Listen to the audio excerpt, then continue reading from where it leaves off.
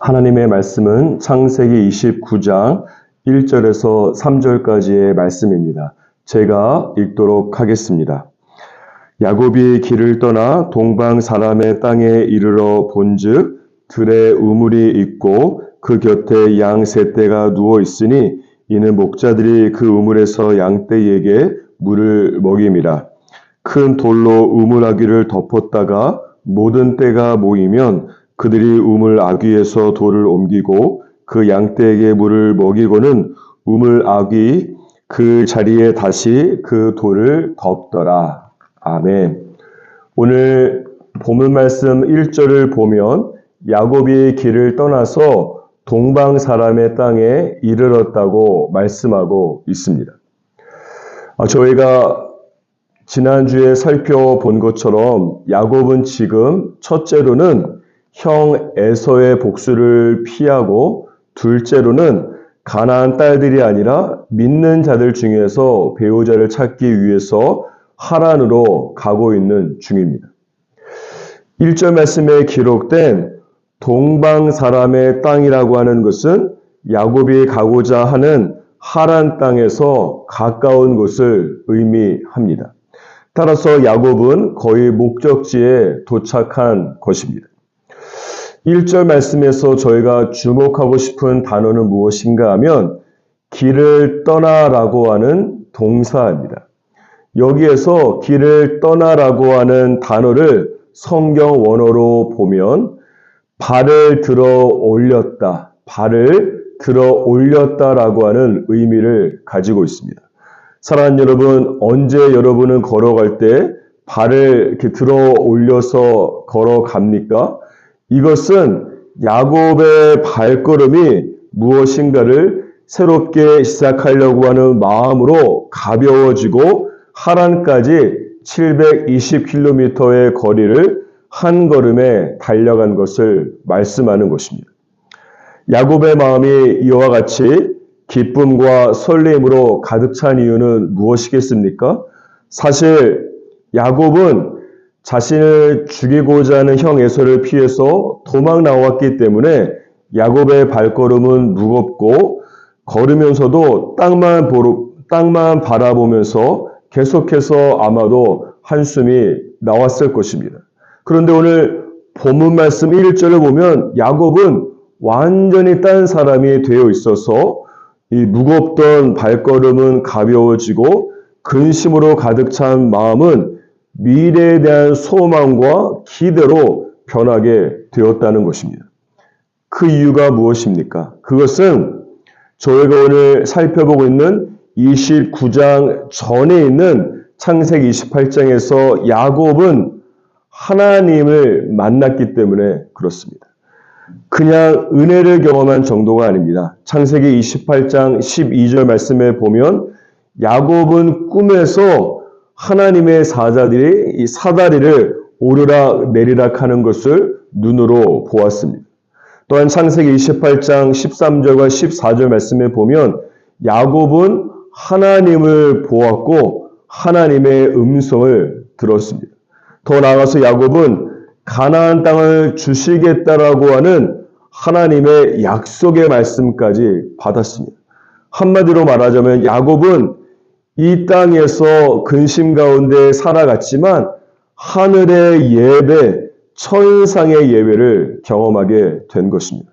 그러므로 야곱은 베델, 다시 말해서 하나님의 집에서 하나님을 보고 듣고 만졌기 때문에 오늘 본문 말씀 1절에 기록된 것처럼 발걸음이 한결 가벼워지게 된 것입니다. 사랑하는 여러분, 하나님을 어떤 영적 감동이나 뜨거움이 없이 만나게 된다면 하나님을 만났다고 생각할 수는 있겠지만 사실은 하나님을 만난 것이 아닐 수 있습니다. 이것은 이 땅의 수준의 예배를 드린 것입니다. 하늘의 예배는 경험하지 못한 것입니다. 성전으로 치자면 성전 문으로 들어가서 번제단 앞에서 죄의 문제만 반복해서 고민할 뿐 그 이상으로 물두멍과 성소와 지나서 지성소까지 들어가지는 못한 것입니다.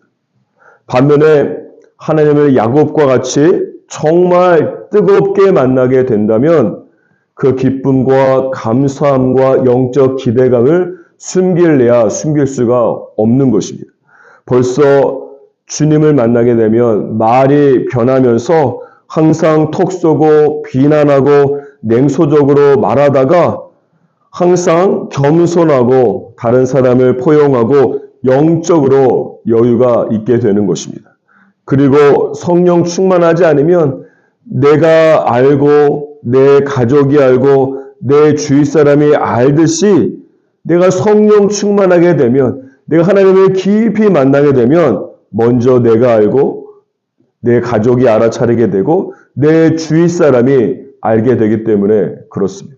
이것은 야곱과 같이 이 땅에서 이 땅의 수준의 예배를 드린 것이 아니라 이 땅에서 하늘의 문이 열리고 하늘과 땅이 연결되는 하늘의 예배를 드렸기 때문에 가능한 것입니다.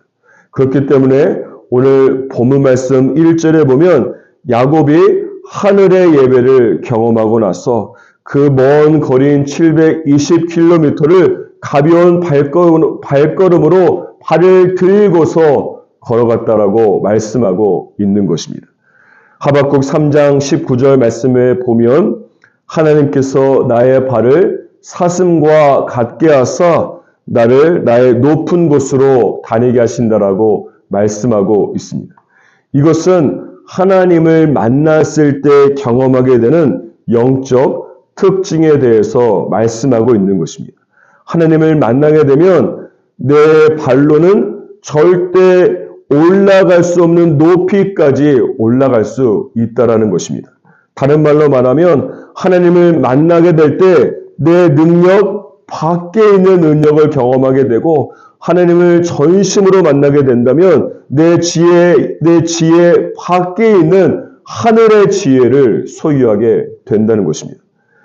제가 목회할 때도 그렇고 여러분도 무엇인가를 직장과 사회에서 행하며 나아갈 때에 늘 하던 대로 다른 사람과 똑같이 해서는 살아남을 수가 없을 것입니다. 어느 정도 현상 유지는 되겠지만 한계를 뚫고 그 이상으로 나아갈 수는 없는 것입니다. 저와 여러분에게 필요한 것은 무엇이겠습니까? 창조적인 생각을 해야 이 한계라고 하는 지붕을 뚫고 나아갈 수 있는 것입니다.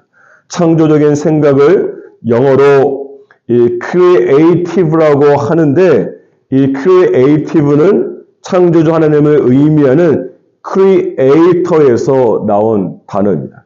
이것은 무엇을 말씀합니까? 모든 창조적인 생각과 생각의 시작은 창조주 하나님을 만날 때 나온다라고 말씀하는 것이. 따라서 저희가 이 땅에 살아가지만 하늘의 예배를 드리면서 창조주 하나님을 만날 때 내 인생의 모든 영역에서 창조적인 생각이 넘쳐나게 되는 것입니다. 그래야만 내 능력과 내 지혜 천장을 뚫고서 하나님의 무한한 능력과 하나님의 신적인 지혜를 경험하게 되고 승리할 수 있게 될 것입니다. 이것이 하박국 3장에서 하나님이 나를 사슴과 같게 하사 높은 곳에 다니게 하시는 것입니다. 그러므로 인생은 무엇보다 예배에 달려 있습니다. 인생은 예배에서 하나님을 만났는가에 바로 그 승부가 결정되는 것입니다. 예배에서의 승리가 인생의 승리로 나타나는 것이지 인생에서 승리할 때 예배에서 기쁨으로 찬양하며 승리하려고 하는 것은 굉장히 어리고 조건적인 신앙에 불과합니다. 따라서 사랑하는 여러분, 이 땅에서 살아가면서 예배 드리지만 우리의 영은 하늘로 올라가서 천상의 예배를 경험하면서 하나님을 보고 만지고 듣고 하나님의 창조적 생각을 가지고서 이 땅에 내려와서 날마다 승리하는 저와 여러분이 되기를 소망하고 오늘도 말씀을 깊이 내 안에 로고스의 말씀이 계시의 말씀으로 임하여서 나의 발을 사슴과 같게 하사 절대 올라갈 수 없는 높이까지 올라갈 수 있는 그런 놀라운 승리의 역사가 저와 여러분에게 임하기를 주님의 이름으로 축복합니다.